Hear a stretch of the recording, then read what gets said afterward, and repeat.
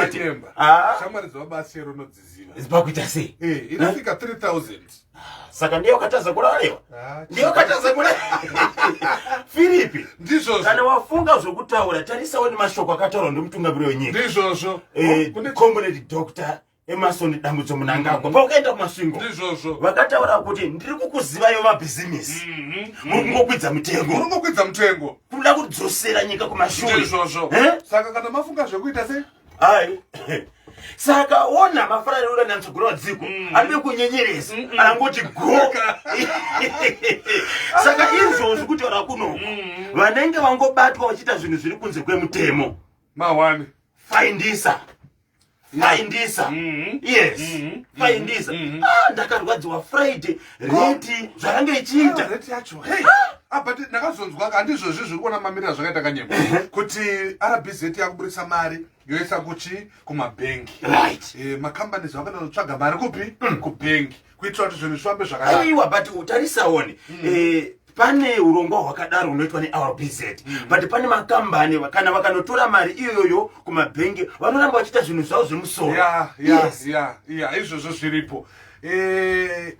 mamirira zvakaita so far ndeyekuti vakawanda vanenge vachitarisa kuti dai takwanisa kushandisa US but senyika hatikwanisa kushandisa mari ndizvozvo saka mutsogoreri wadziko ndiri kukumbirako nchamure waunareva pale unamunyure shamu yamakambotaura iyaye nemunyu mumbotora pauri apari zvinowaoma manje yaoma shamu ye kana kutapira kwawo sosotani wantu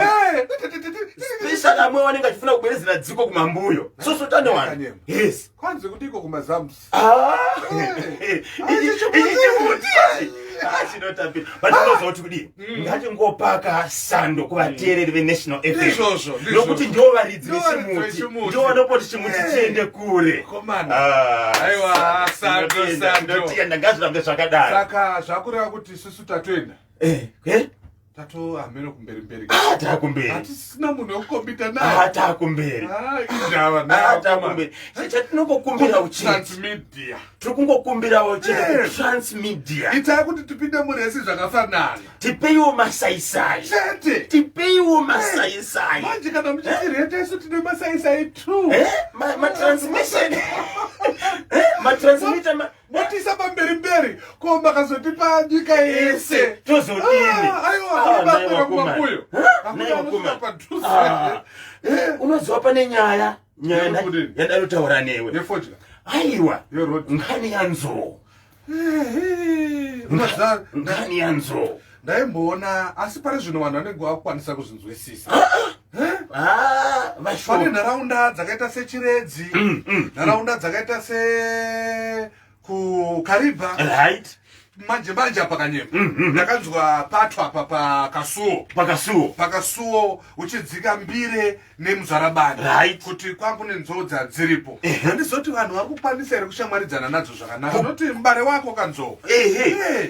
nyangarawo nembuto zawarewes kuti wantu ari kuoneka achikara pabodzika nabhinyama bhantembo ndizvo makamaka nzou menge sikati nkhondo ikabwera akataza kukharisana bwino nkhondo yacho muntu ndiye azapwetekeka muntu anopwetekeka nawa nzou ikakari pakanyemba ukataza kukhala naye nebwino initi inizakumbuka yapatsogoloma ikabwerera kuchoka konguloko inifika kapambuto yache ikawaisorera mboiri muntu anenge achingochoka mbuto acho anobe kudziva kuti apa chitachi nzou yasorana namuntu then iwepo ukafika pale wasorana mbonayo vantu wayeba kuti ndiani muntu adzabwera kumambuyo ndiye apwetekewa nyaya iri kutaurwa naFhilipi pano ndeyekuti dzimwe nguva vanhu vakatadza kugarisana zvakanaka nenzou kunyanya mhuka dzesango vanhu ndivanozokuvara asi pane mashoko anotaurwa nevanhu kuti kana nzou yatanga kukuataka ichiuya kwauri iwewe unofanira kurara pasi wonyepera kunge wafa izvozvo musazviite usatomboedzako kugona panze kunamizira kuti wafa infike chikuponda inotsika nemakumbo asi chakanaka Kanyemba vanhu ngavangogarisana nemhuka dzesango icho kwadi shamaridza naye dzinzwisise hunhu hwadzo isusu totoziva kuti kana kari katsuro pana mukoma apa pane mirara hope kanogara mirara makwenzi pane mhuka dzakawanda wanda kungodzinzwisisa wakaona kuti aya tsika paya kuenda kunzvimbo paya painowanikana kuti painorara dzingadaro dziri shumba nedzakasiyana siyana ngatinzwisisane nemhuka uchadidi uza vantu kuti kana uchifuna kuti nzou ireke kubwera pafupi naiwe kana uchida kuti nzou isasvike padhuze newe tira kana kuti bzara miti yauyo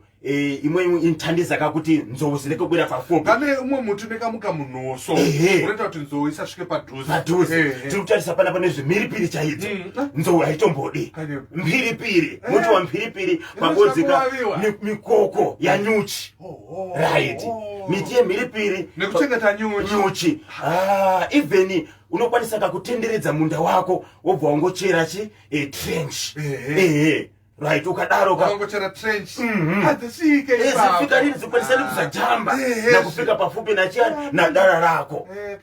kaza chitambo kahwizi Kanyemba kani uza wantu Filipi ibyo bintu bwabwino chintu chiri simbu manje Kanyemba kungoisa mukoko wako pakona yemunda apa oya ungoverenga kana 10 meters oisa mumwe uchingodaro otenderedza mikoko yenyuchi kana nzou yabwera yaita ukari ndiyana nzou yaita hasha yakuuya manje chosa hembe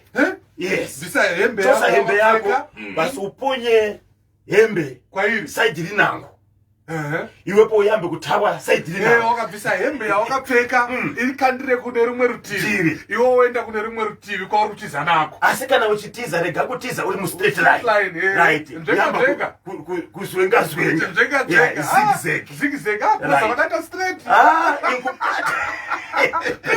saka apapo wakakanda imwe hembe ukoko wakakanda hembe yako uko wotiza woenda kune wenyepera ungori kuenda uko iwe inogona kutevera hembe inototera hembe iwe wakuita se wakuenda the other side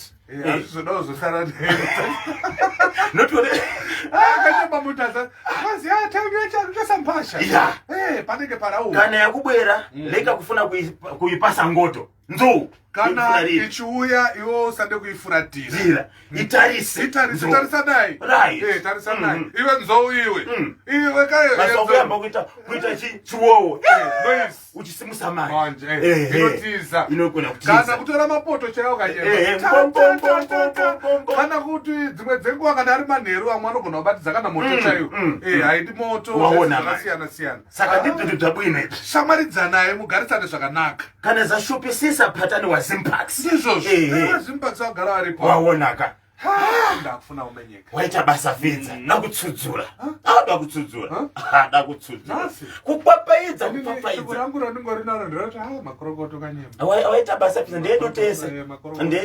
aiwa ndechevaridzi chimutiti ndechevaridzi ndio varidzi vacho kutotarisawo percentage yangu ndikati